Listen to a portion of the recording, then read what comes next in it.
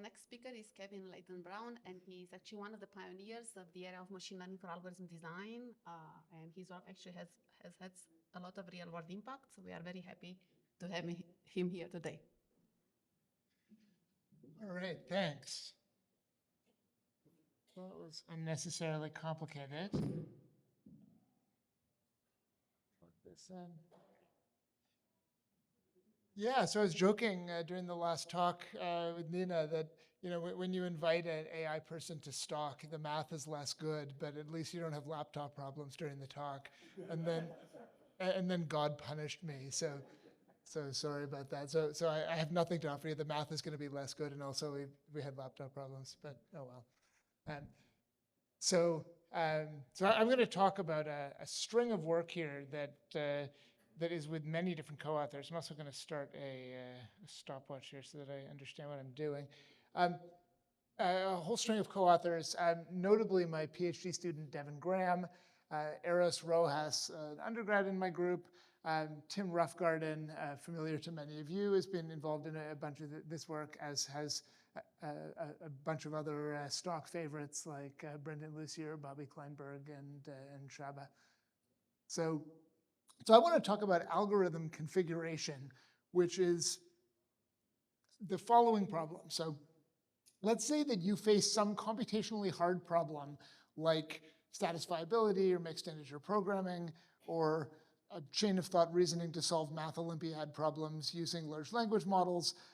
I'm going to think about this as a black box kind of setting, so it isn't going to matter to me what the problem is. It's just going to matter to me that there are a lot of different solution strategies that you could employ, and all of them, let's say, would solve the problem correctly if you gave your procedure enough time, but they would vary in how long they would take, maybe pretty dramatically. And that can be different solution strategies for mixed integer programming, or that can be different prompting strategies for an LLM. But what I care about is that I've got some kind of parameterized space of strategies that induce very different behavior in my algorithm. So I like to think of algorithm configuration as like the hyperparameter tuning problem for algorithms, but we call it configuration to just sort of suggest that the space in which you're doing this hyperparameter tuning might be really large. So it isn't necessarily like sort of a one-dimensional tuning kind of problem where you have some kind of clean, maybe continuous space.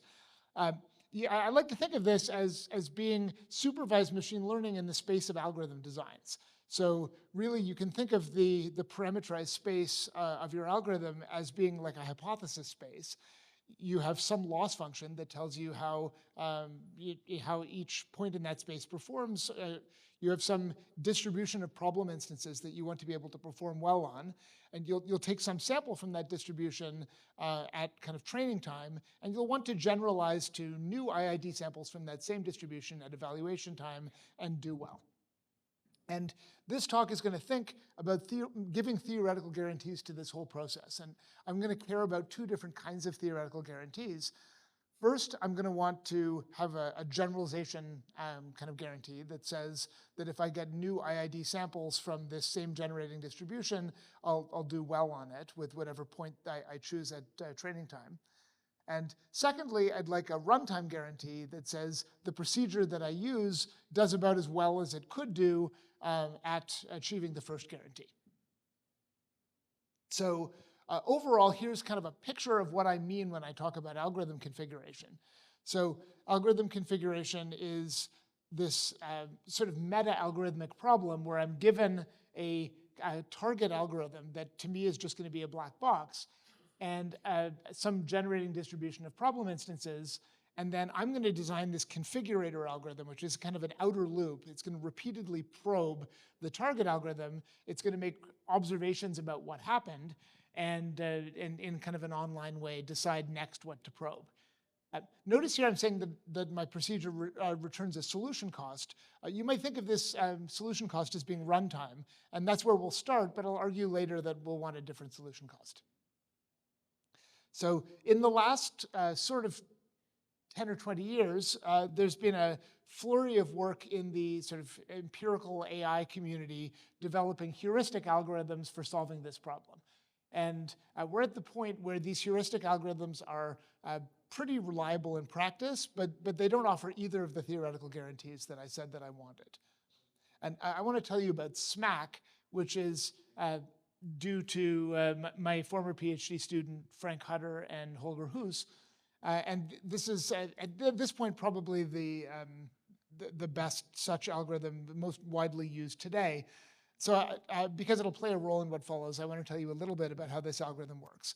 And at a high level, it's a Bayesian optimization algorithm. So if you know about Bayesian optimization, you know what you need to know.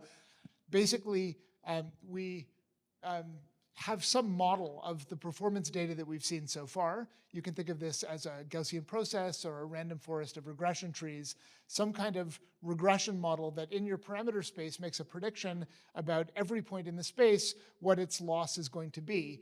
And this is a Bayesian model, which means I'm going to get uncertainty estimates at every point rather than just a mean estimate. And looking at that model, I have a kind of offline optimization problem where instead of having to point-wise evaluate my algorithm and see how it does, I can optimize against the model and find some point that looks good. I can find, for example, some lower confidence bound on runtime, find some point where my model is saying, it looks pretty likely that, conceivable that there's a good configuration right here, why don't you try it? And then I actually go off and run my algorithm on a computer cluster, see how it did on that point. And probably it isn't as good as the lower confidence bound of my model said. And so then I refit my model to that new data, and I kind of keep iterating. And that's going to cause these bounds to move around, and eventually I'll converge to something better. So that's kind of the best sort of heuristic methods that people use today. So SMAC at any given moment is maintaining some incumbent configuration that looks good so far. It isn't doing really sound statistical tests anywhere. It's kind of like if somebody sort of heard the idea of a statistical test, but they had a headache when they were told it and they were kind of busy, but then they tried to recreate it. You would end up with sort of stuff like this. I say this as one of the culprits who made this algorithm. It's very aggressive about discarding new challenger configurations when they come in. So it discards them before it can prove that they're bad. That's good because it causes it to search the space quickly. Less good is it never stops doing runs on the incumbent, even when it has really high confidence about how the incumbent behaves. That's just kind of stupid. But maybe it doesn't matter in practice. It works really well. So this whole problem began when I was visiting Bobby and Brendan at MSR, and we started wondering, what if we tried to approach this problem with a proper theoretical grounding? So to do this, we would need to give a more theoretical setup of what we're even seeking to do here. So we might ask, what would it look like to make meaningful guarantees about the quality of the referred configuration, not just on the samples that we use to generate it, but the new on generalizing to new data. So I might want to say something like the average runtime of the returned configuration is within some epsilon of the best configuration. But unfortunately, I can't do this if I'm thinking about runtime, because runtimes can be unbounded. So I wouldn't be able to hope for kind of being epsilon away. So I'm going to have to think about capping some of my runs. If I do a run for a day and it hasn't finished, maybe I just have to stop it after a day. I can't do infinitely long runs. So maybe I want some kind of guarantee that says I'm going to look only at capped average runtime, but I'm going to add a parameter to my guarantee that says I don't want the capping to affect very many of my instances. So I want no more than a beta fraction of my instances to get capped. Now, I have another problem, which is maybe my configuration space is continuous or is combinatorial, is really large. And so I'm not going to be able to look at every single configuration and even achieve this guarantee even with the capping constraint. So I want yet another parameter to be brought into my guarantee here, saying I'm going to discard a tail fraction of things that I never sampled, as well as a tail fraction of things that capped. And I'm going to use gamma to describe that second tail fraction. And so this gives me a notion of what we called epsilon beta gamma optimality, saying that I'm kind of competitive with the best thing in this sort of epsilon beta gamma way. And that first work that we did gave an information theoretic lower bound, showing that any procedure that proves epsilon beta gamma optimality needs worst case time that depends on a log term and then 1 over epsilon squared beta opt gamma, where opt gamma is the best thing after we throw out that gamma tail. So don't worry too much about the form of this, although if there's any audience that I could show this to who would actually care, it might be all of you. But I just want to show you there is some lower bound. And the reason I want to show you that is that there was then a sequence of work by us and by a group at DeepMind and then by a bunch of people working together that was able to essentially match that lower bound up to a log term.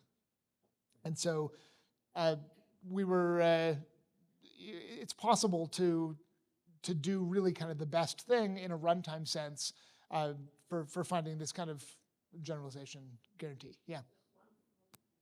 Yeah, sure. Sorry, I can't hear you at all.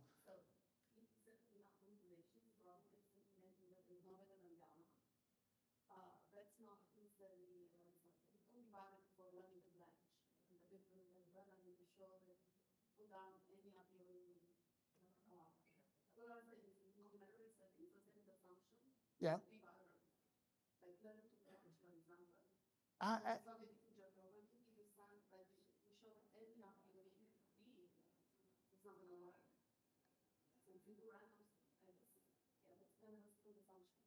It isn't an assumption, it's a definition of what we mean by optimality. So we're saying that we're going to throw some fraction of the tail away. I'm not saying, what gamma we're going to be able to prove something about. I'm just saying, we're not going to be able to make a guarantee for, so you can really kind of see this as saying that the time is going to depend on gamma in some sense. It's going to depend on how much of the tail you're throwing away.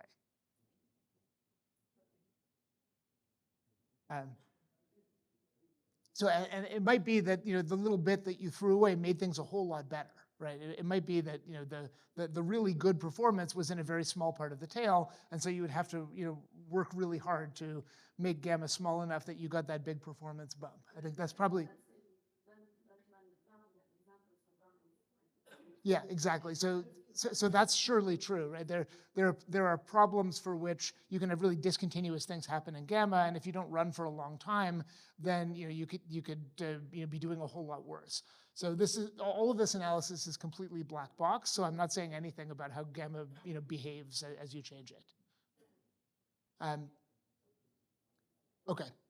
So what I want to tell you here is that all of these different procedures guarantee nearly optimal performance, and they're all just completely useless in practice. We designed this in the hopes that we would do something better than SMAC. Pardon me? You want me to use a different microphone? I mean, there's one over here, but I figured one was probably enough. You want stereo sound? Okay. Yeah, so what I want to tell you is that, that this is really bad in practice, and it just does, all of these different kind of optimal algorithms do something really dumb. They do really large amounts of, they find something good, and then they do lots and lots of long runs to see whether there's something bad that they've never seen before, because they want to bound the probability that there's some very long run that's going to dominate the average. And this analysis shows that that's the right thing to do. If you want to give this kind of generalization guarantee on average runtime, then that's how these algorithms have to behave. But in practice, nobody wants to use them because they're giving us a kind of certainty that we just don't really want to have. And we found that very disappointing. We weren't expecting it. And it led us to reconsider whether optimizing average runtime was what we wanted to do in the first place.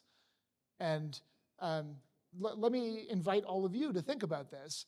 If you're wanting to do theory in a data-driven way about the performance of an algorithm, it matters what objective function you pick. And the most natural thing you would think about is average runtime.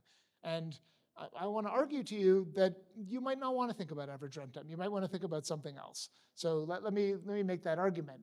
Let's say you have two algorithms, A1 and A2. A1 solves 99 instances in 1 second. It runs the 100th instance for 10 days, but it fails to solve it.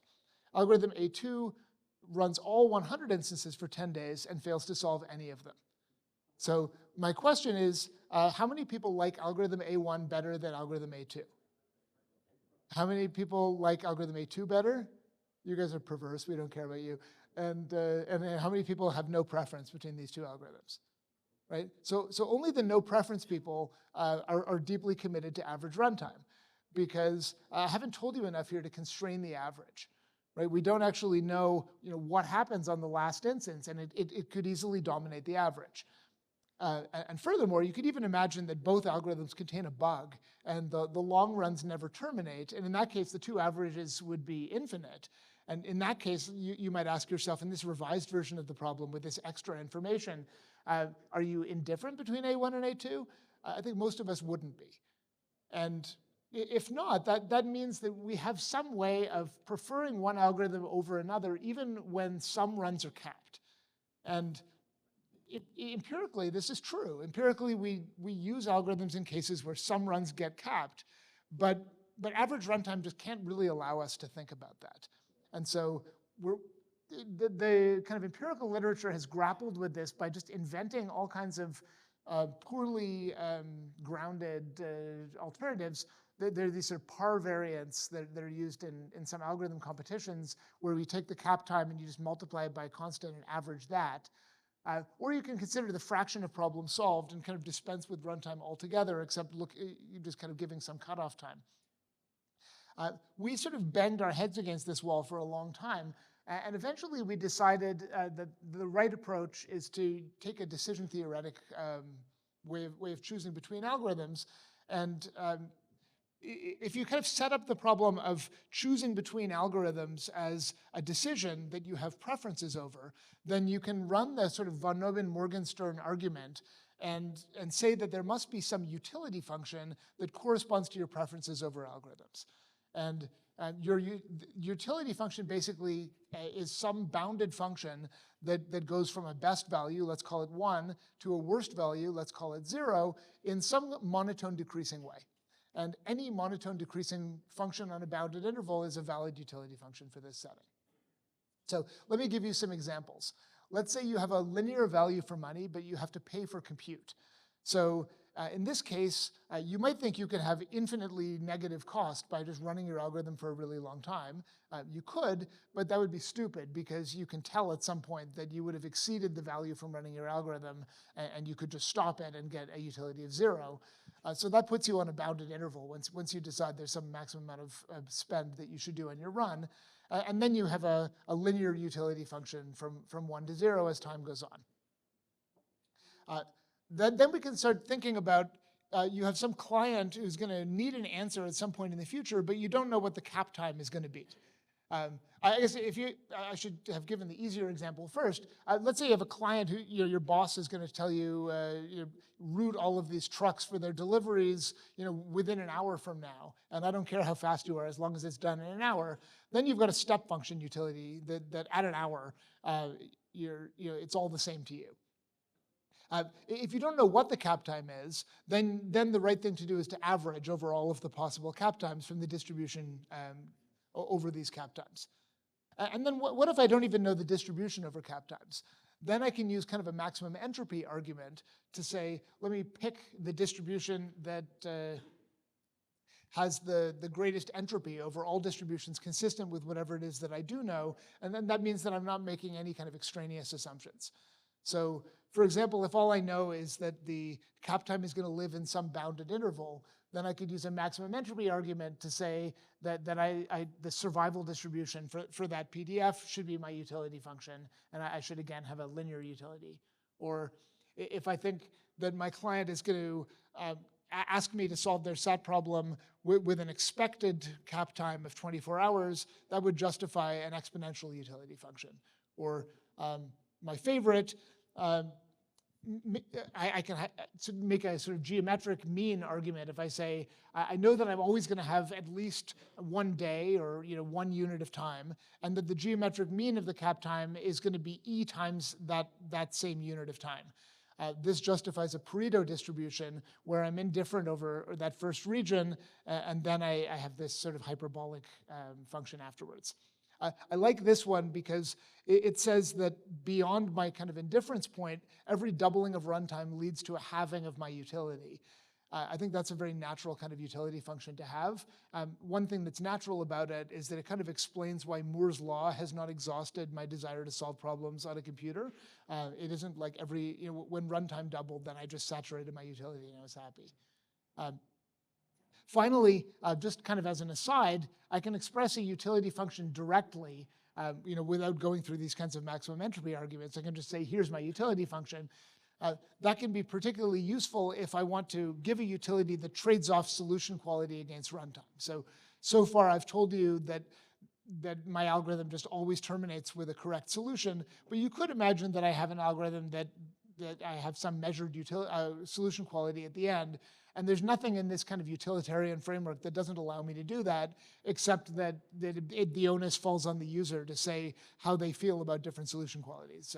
So here's an example utility function where I say I have a linear value for solution qualities between 0.9 and 1, and I have the Pareto for runtime, and they get combined together. So you could do something like that as well. So I hope I've sort of opened your mind to the idea that we might want to choose between algorithms by scoring their performance using a utility function rather than scoring their performance by looking at their average runtime and liking the smallest one. And let's come back to the question of algorithm configuration in this utilitarian world. So optimizing utility is a fundamentally different computational problem from optimizing average runtime. The utilitarian problem is a maximization objective where utility decreases with time. And that means most of the utility is going to come from short runs. Compare this to the runtime case where we had a minimization objective where average runtime grows unboundedly. That meant most of my disutility kind of came from large runs. And so now I have kind of a virtuous cycle where most of the good stuff that I want to find is very cheap to find. And that's much more intuitive, right? That's kind of what we didn't like about those theoretically grounded runtime configuration algorithms we had before. They do lots of very expensive runs to look for things that aren't even there. And that kind of strikes practitioners as being senseless. What we want to do is do lots of short runs to look for good things that we haven't found yet. And that's what's going to fall out of the analysis when we start trying to do utilitarian algorithm configuration. It's also a fundamentally different computational problem because getting theoretical guarantees is actually easier here. Unlike in the average runtime case, we're going to have non-trivial upper and lower bounds. We have these bounds of 0 and 1. I'm also not going to need a parameter beta to bound the fraction of capped instances because I have this non-trivial upper bound. I can just use these utility bounds directly. So my guarantees are going to get cleaner, and the algorithms are just going to work better. So let me tell you how the algorithms that we've proposed work, and I'll tell you a little bit about their analysis. So we have this algorithm called optimistic utilitarian procrastination. And I'll kind of walk you through the pseudocode because it's an easy algorithm to understand. So right now, I'll give you a description of this algorithm as a racing algorithm. So let's say I've just got some discrete set of configurations, capital C, and I just want to find the best among all of them. So I'll generalize this later to a continuous space. So I'm going to have a cap time on a per algorithm basis when the algorithm is running, denoted by kappa sub C. And I'll initialize it with a cap time of 1, where 1 is just whatever units I'm doing runs in. So you can think of 1 as 1 millisecond, or whatever the amount of time it takes for your Python interpreter to spin up, whatever the sort of shortest run that you're indifferent over might be. I'll initialize upper and lower bounds for each configuration at their trivial values. And then I'll do an open loop. So this is going to be an anytime algorithm that you can stop at any moment, and you'll get a statistical guarantee when you stop it. And the way this is going to be an upper confidence bound algorithm. So I'll select some configuration that has a maximal upper bound. I'll do an actual run of it with its cap time on some new instance. And having taken this single new sample, I'll update my upper and lower bounds for that configuration. And I'll keep doing this until interrupted. All of this is just UCB. The wrinkle on top of UCB is that at some point I need to change these cap times. So I need to have some doubling condition that says at some point, the cap time that I was, this like 1 millisecond cap time hasn't taught me anything. Maybe the no algorithm even finishes in 1 millisecond. I can't just do runs until the end of time in 1 millisecond. So at some point, let me move it up to 2 milliseconds and start doing runs again. And then when you interrupt this algorithm, I'm going to return the configuration whose lower bound is the largest. So these are bounds on utility. So it's going to be the configuration that I have the highest confidence about its utility. And how does this doubling condition work? That's the only interesting thing about this algorithm.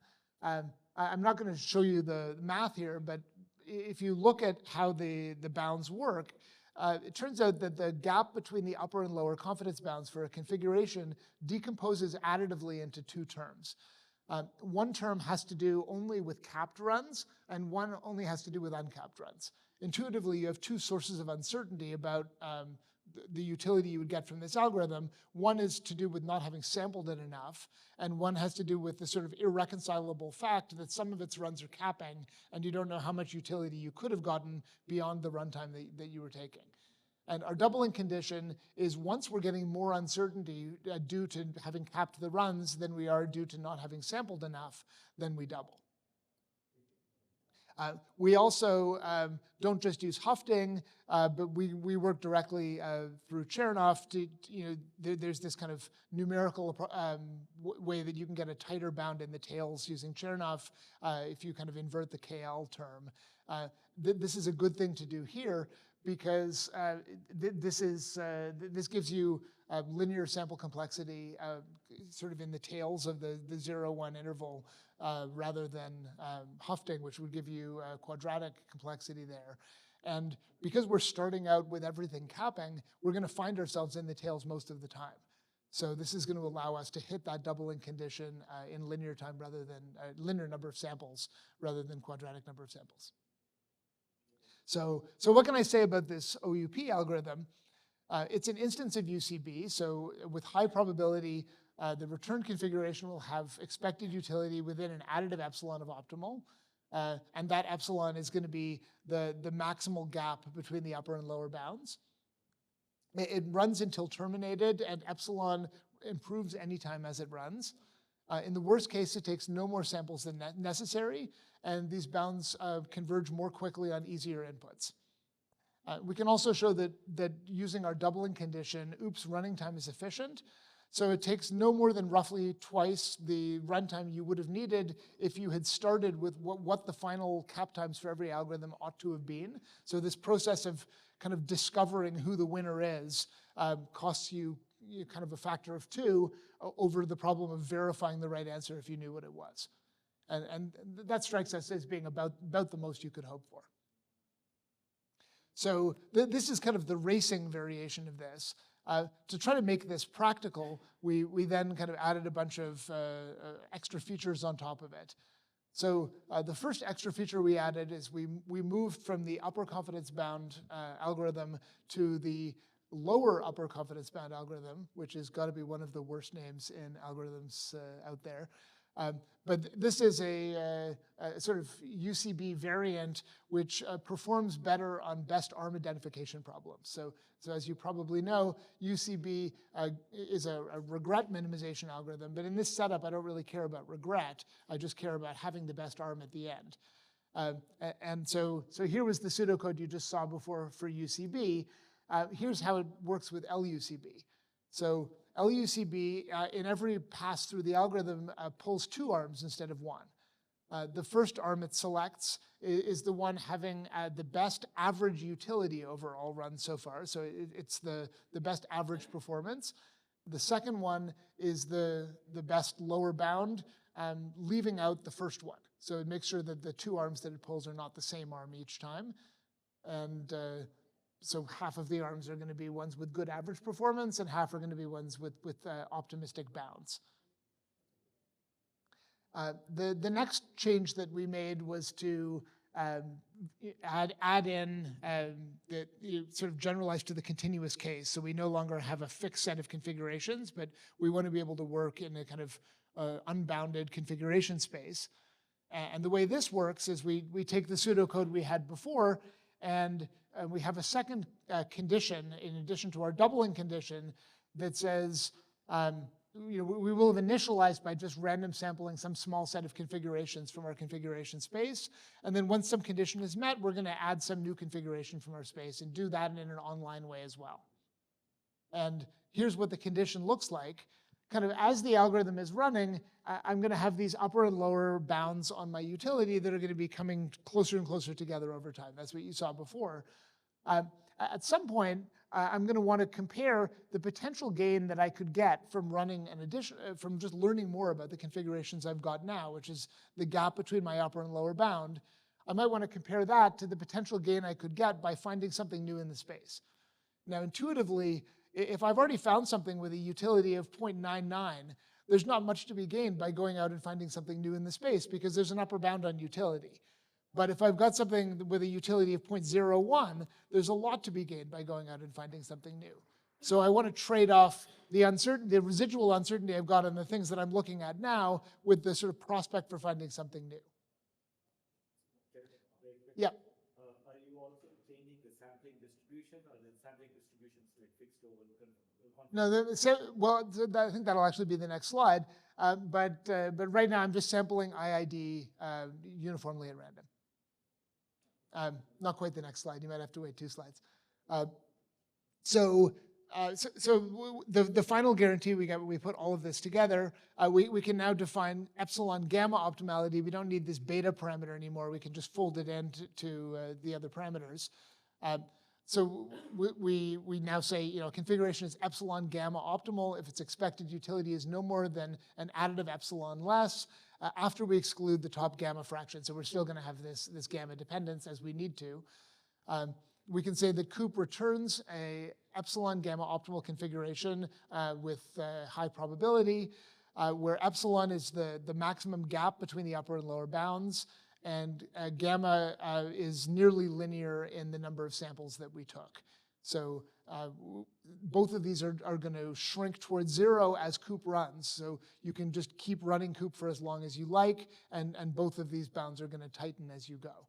And when you stop it, these bounds will, you can observe these guarantees and know something about how you did. So I told you at the very beginning of this talk about how SMAC works, this Bayesian optimization framework where you can take some samples from a model and use them to drive you towards good parts of a configuration space. We can do the same thing in COUP. So we can fit a predictive model to performance data observed so far just in the same way that SMAC does. We can take half of our samples randomly and half of our samples from the model. And this can, in our theoretical analysis, just cost us another sample factor of 2. We can just basically assume that the model was adversarial and never showed us anything good, and then we can still get guarantees from the other half of our samples. But in practice, the model is going to be really helpful, and so that can give us much better performance in practice. And just empirically, this is on one sample data distribution. We're building a model in real time. So you see very quickly the blue samples are coming uniformly IID, and the orange samples are coming from the model. So you see very quickly the model is finding things that are as good or better than we were ever seeing from random sampling. So it can let us concentrate. Yeah. We use a random forest of regression trees. I know you and I have had conversations before about how there's some really interesting connections with your work that talks about how the sort of loss surface is piecewise constant, and that's the inductive bias in a random forest of regression trees. So I think they're really, in some sense, the right family for this model, for this family of problems. The other thing that I really like about these models is that they never extrapolate. They never give extremal values that are more extremal than anything they ever saw, which you can get from other Bayesian models like Gaussian processes. So we find these tend to work really well. Okay, so that's nearly all that I want to say. I've been talking for 32 minutes despite my not being able to use a laptop. But I just want to show you a few graphs because no STOC talk would be complete without empirical results. What I want to claim in the end is, not only do we have all of this nice theory, but COUP is actually, at this point, I think, the most practical algorithm to use for this problem. So we really get all of these theoretical guarantees essentially for free. How often does that happen? So we have a library of algorithm configuration scenarios, which is kind of the default thing people use in this space. We compared COUP to SMAC, which I think is the best heuristic algorithm today, and hyperband, which I think is the best algorithm with theoretical guarantees that you might use if you didn't use our stuff. We looked at 4 underlying target algorithms, 20 different instance distributions, and 3 different utility functions. And for every one of this 4 times 20 times 3 different scenarios, we averaged over 10 independent repetitions to allow us to visualize variance. Let me make a little bit of an aside. In the utility optimization case, many of these solver distribution utility function triples would be trivially easy to optimize for kind of a valid reason. It could be that just all of their configurations are good. For example, your utility is 1 for the first 24 hours, but your algorithm can solve everything in seconds. Or everything could be trivially bad for kind of the opposite reason. And so this isn't something that's kind of wrong with the setting. It's just something that's true about optimizing utility functions, that there are going to be kind of constants that say, where does your indifference region lie? And if they get set up in a certain way, the problem's going to be really easy to solve. I actually think that's kind of a nice feature of the utilitarian setting.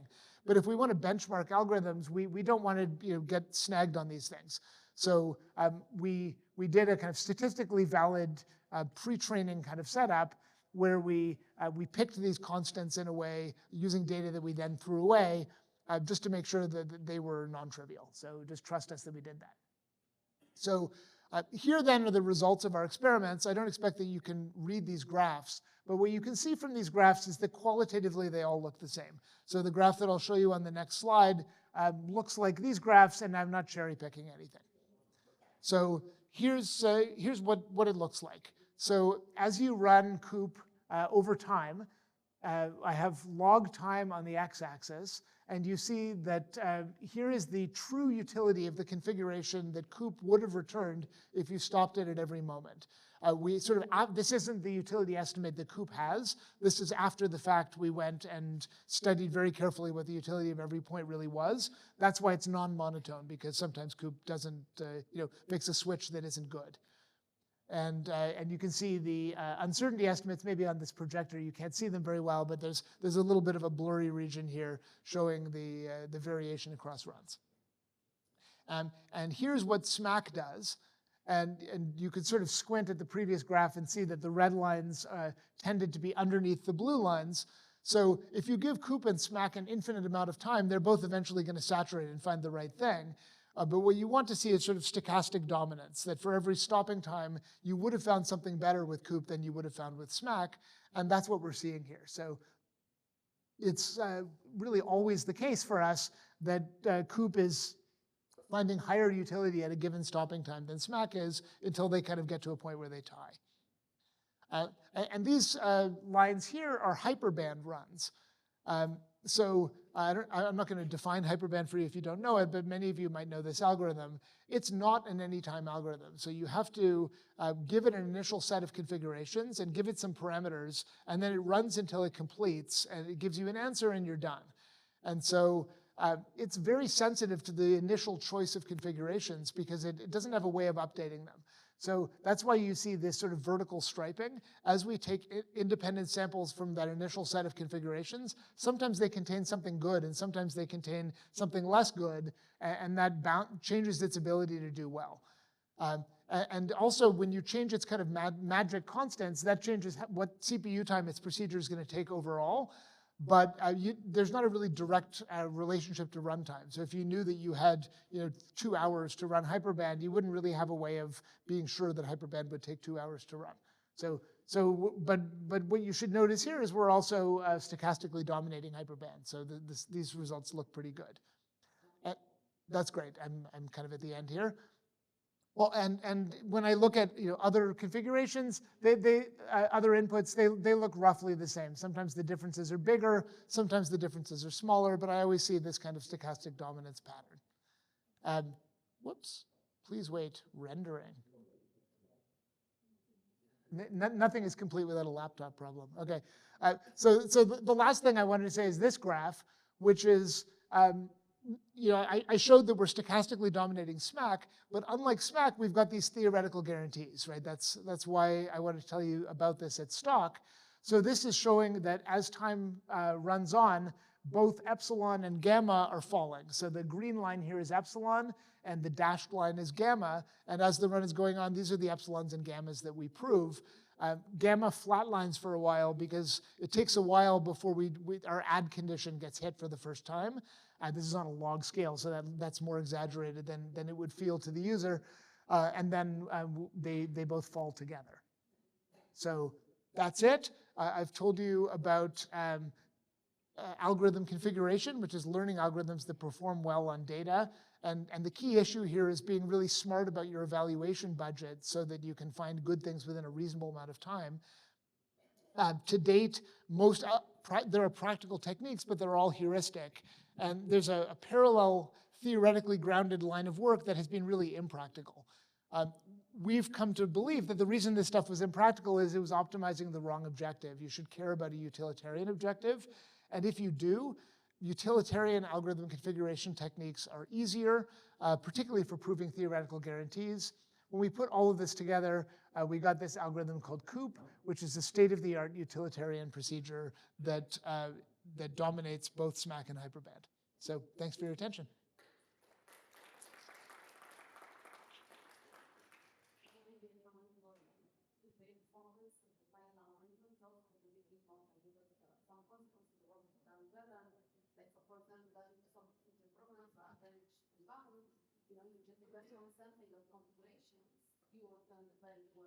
But you actually put a little bit of the configuration of your sample and then decide whatever configuration to consider next, you can do much better. So I think key to your success is predictive model with precise runtime function as well as that advice. Yeah, so those of you who couldn't hear it, Nina saying she thinks that the use of a predictive model is likely very important for practical success based on some of their learning to branch work. I would tend to agree. We added that piece in for a reason.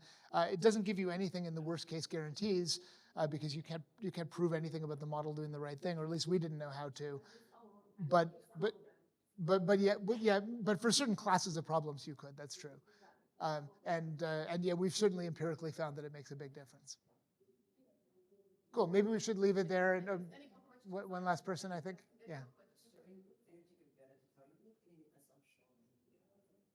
Here, why don't you just use the mic, and then everyone will know what you're saying. Yeah. So in your theoretical assumption, are you making any assumption on the utility of each configuration, basically on the utility of each arm? Are you making any assumption on the distribution of that?